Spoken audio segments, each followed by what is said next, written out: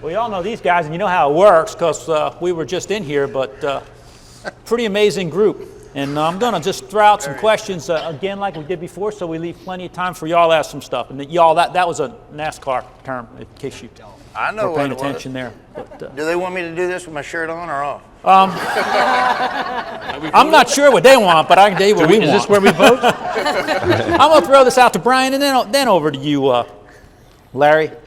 What's your first memory of the Cars world, and why do you think it has stood the test of time?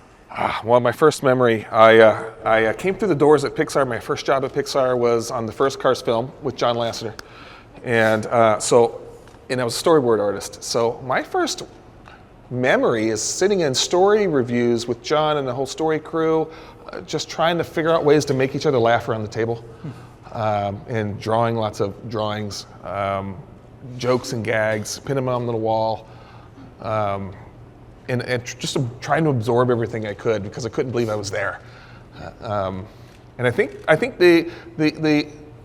these movies stand the test of time. These characters, I think it's about the characters. I think it's about everyone can relate.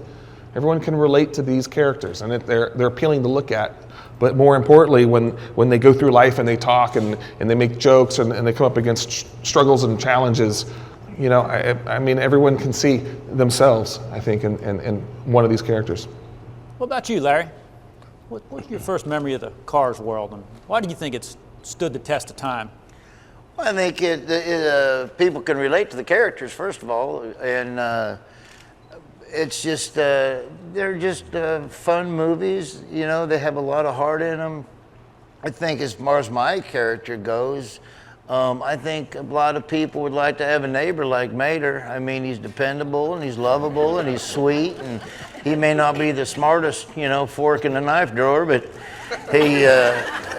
he's a faithful guy, and that's what everybody would like to have. And it's just kind of cool seeing the progression and seeing how these movies just go through. They grow, you know, they're growing old like everybody else is, you know, and it's just cool to see. It's you know, I mean, Cars has been around a long time, so I think people just relate to it, and it's really cool to see every movie in the different situations. Great.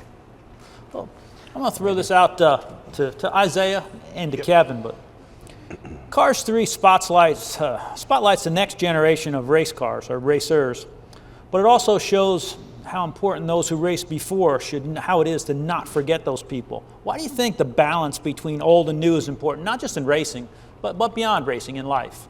Well, because I really feel that we need to pay attention to a lot of the pioneers, a lot of people who have come before us, and some of the struggles, especially with the character that I play, Wendell Scott.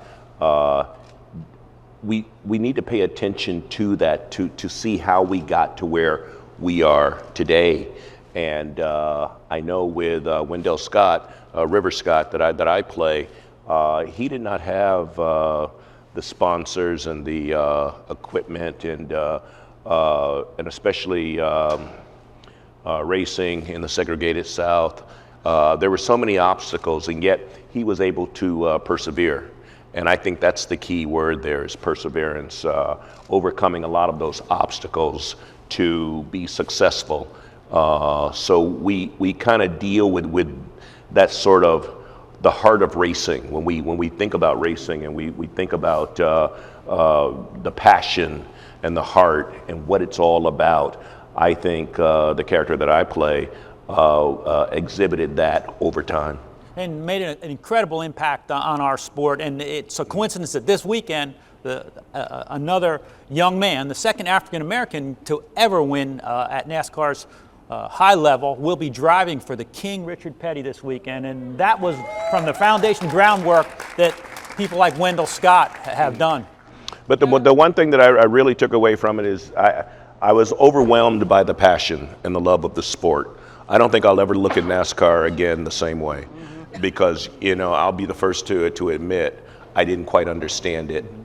But I thought that after studying Wendell Scott and studying NASCAR and studying some of these pioneers, people who have come before, I really got a great education as far as NASCAR and racing and the passion of racing and what it's all about. And Kevin, what do you think? We did a lot of research and these wonderful stories that came forward, and we were so inspired by the stories of Louise Smith and Wendell Scott, and Junior Johnson's still alive and kicking and funny, and so we just felt we wanted to honor them with our story and their backstory. And I'm going to throw this one out for Nathan, because we haven't spoke with you yet, and then Larry again, but why is it so easy for us to forget that these characters are cars? Is it because we recognize our neighbors and cousins and friends up on the big screen?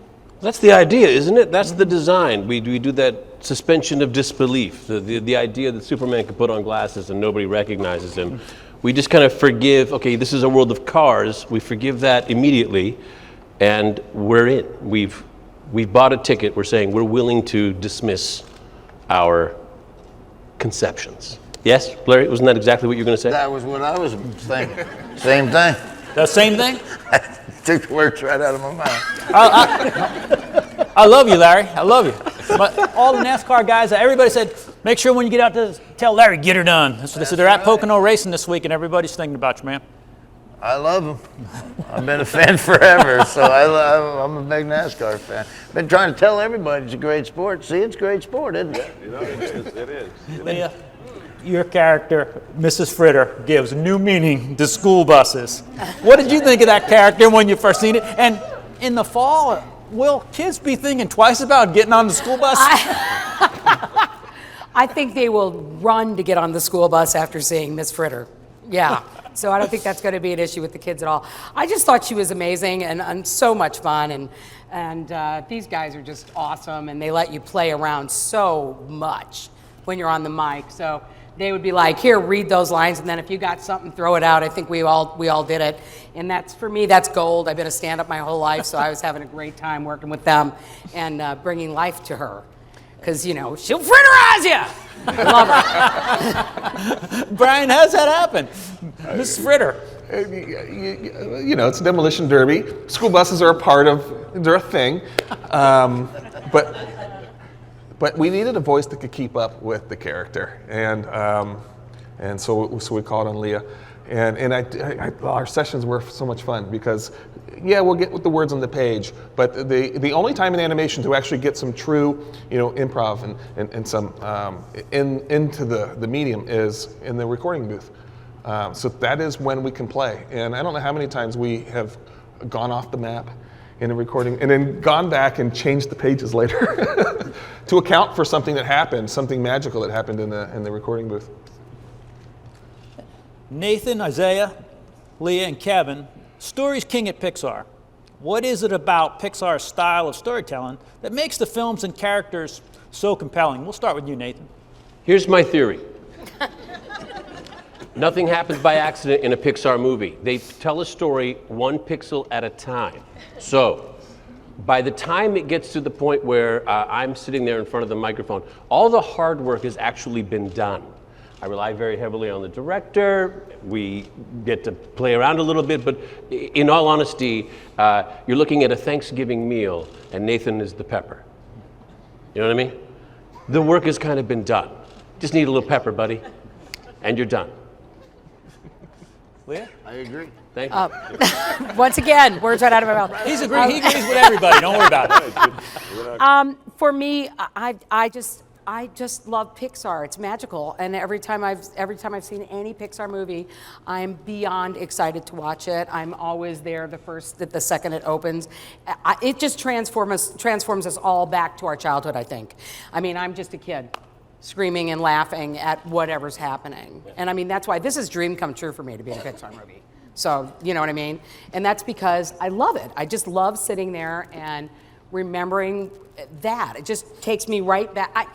I just went to see New Kids on the Block, the Boys to Men and Paula Abdul. But I went for Paula Abdul and Boys to Men. I'm a lot older than the New Kids on the Block fans. And I was in a stadium with 40 to 45-year-old women screaming like they were 10 years old again or 12 years old. And that's the way I feel when I see a Pixar movie. I'm like, I'm just 10 years old watching that movie again. It's great. Isiah? I'm always amazed at how they're able to cross the line and humanize some of these characters. You know, at first I got, you know, when I would watch it, I would get a little scared because I would forget that it was animation. I would forget that they're cars, and you start to really care, and you have these emotional feelings about a lot of the characters, and I find that just fascinating. You know, that you're able to do that, and I've seen that in every Pixar movie. Kevin? My favorite is when we've had a couple of comments where people have come up and said, I was crying over a car. Come on. Wow, you kill me. And then I'm like, yeah, we did right. We did it right. I've cried over a few cars in my career, Kevin. All right, so we're going to go back. You all know how this works. And, you know, Larry, I thought they were holding up money for me, but it was for Owen and Army. But we'll have some time. Let's go to the gentleman in the blue on the end there. Thank you very much. My name is Alex Ray from laughingplace.com. As a ginormous Disney dweeb, I almost had a brain aneurysm when Larry the Cable Guy started singing the Humphrey Hop with altered lyrics. So I just have to know, how did that obscure song get plucked out and put in this mainstream movie, and the lyrics and all that, because it was amazing, and I really appreciate it for it. I watched a lot of TV when I was a kid, and Disney Channel, where my parents had cable really early on, and the Humphrey Hop, it's one of those songs. Now I'm 43 years old, and I still, a week doesn't go by that I'm not singing that tune in my head. It's just ingrained. It's a childhood favorite. So yeah, we rewrote the lyrics, but that song, it's just one of those moments where you kind of realize, well, I'm directing the movie. I can do whatever I want. I want the Humphrey Hop in there. We got to pay for it. That's my job. I'm glad somebody else recognized it and got something out of it, because I thought that was just for me. You are a fan. All right, we've got this lady over here. Now, I was going to say the lady with the green band, but you know they all got green bands on? There you go. Hi, Lupe with Cinemovie. This movie was so much fun. Leah, I think Mrs. Fritter needs her own spinoff. So, well, You know who to talk to. right? I couldn't agree more. Watch for the So does my accountant and my landlord. Watch for the DVD extras. Secondly, the ending is quite a surprise. So I'm wondering how much discussion took place to get to that point without giving it away. Lots of discussion. We in true Pixar fashion, I think we ended this movie at one point or another in all the evolution.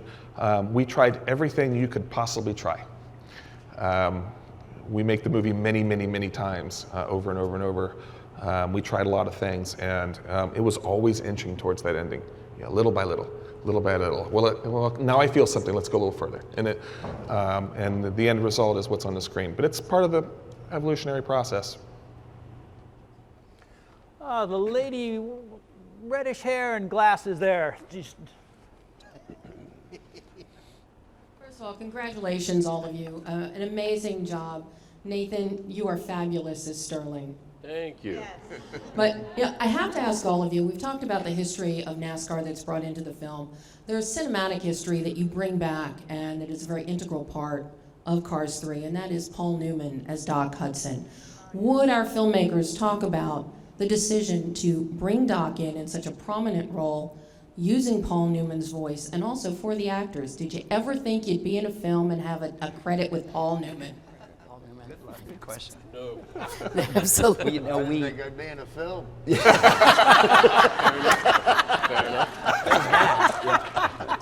We were really lucky. John Lasseter ran on Cars 1, kept the mic open, and we had all this wonderful things, and we did transcriptions, and the Newman's Own Foundation was so terrific in supporting us and knew that we were trying to be as respectful as possible with Mr. Newman's performance, and that we weren't just, kind of doing it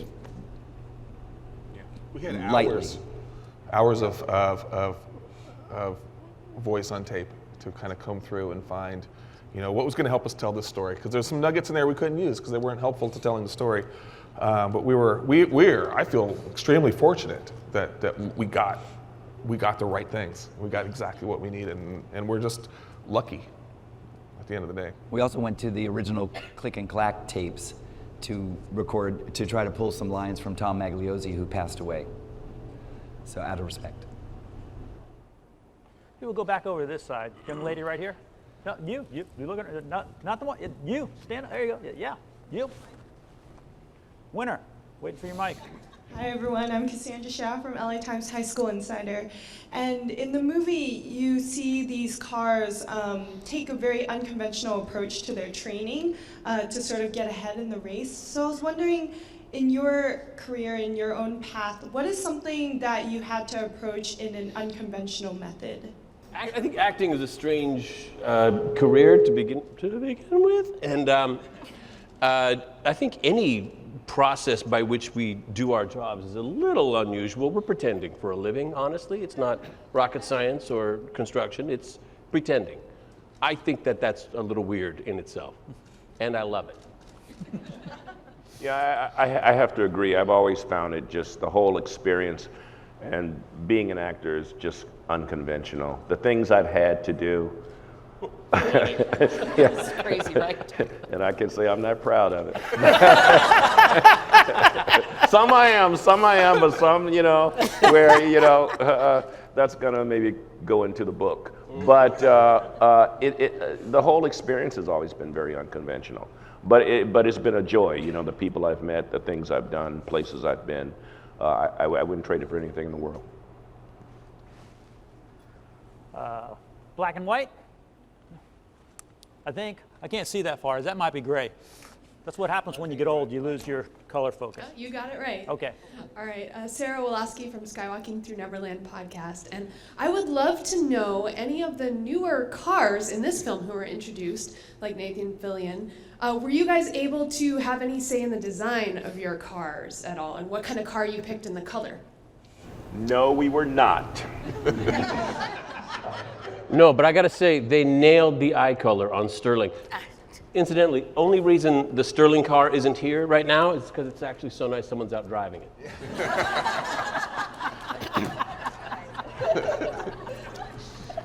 They used my high school on the side of the bus, which I think is amazing. And your license plate. And the license plate is it my birthday? It's my birthday. And state. And but it wasn't like I didn't call them up, I won't do it unless my birthday is a license plate. They called me and said, what's your birthday? What high school did you go to? And then the next thing I knew, I was actually saying my high school at the script, and it was on the bus, and I just think that's kind of great. You're gonna be awesome at your reunion. Oh, I will be king of the reunion. I love my car. They got the brown eyes, they got the mustache with the grill and everything like that. So I was very happy with it. And capture that 37 Ford flatback modified. That's what Wendell used to drive with that number 34 on it. And I love that little part on the back where it says pit crew, me, because he didn't even have a pit crew. He used to pull in from the race, stop in the pits, get out and change his own tires, get back in and go out and race everybody. He was an amazing guy. There was a lady way in the back there, just under the cameras. Can you hear me? Okay, there we go. Hi. First, I just want to say, Leah, congrats on Orange and this movie. It's awesome, and Mrs. Fritter is awesome.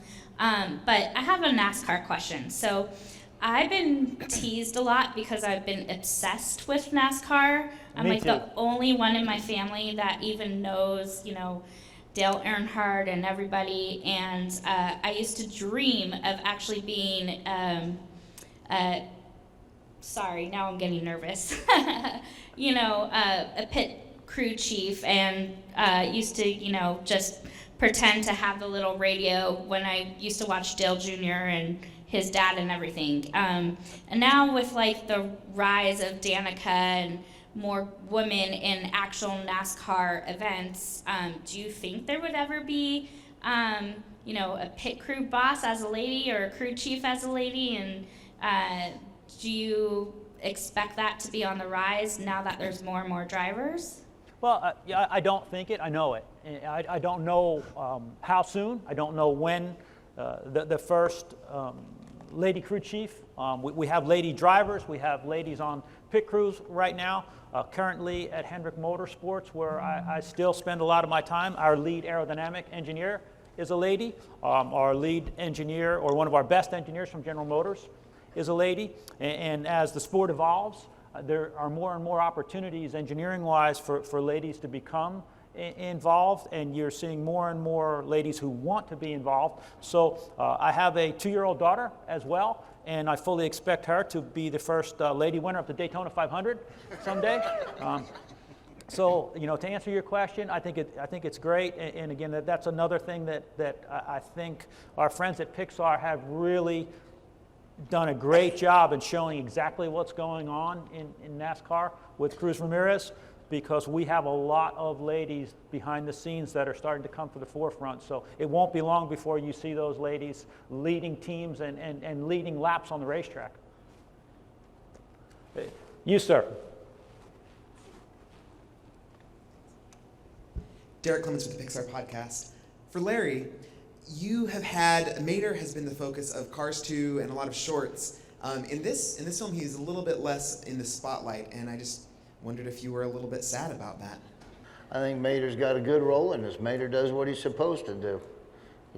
Just when you're about to cry, Mater says something stupid, and then you laugh again. So there you go.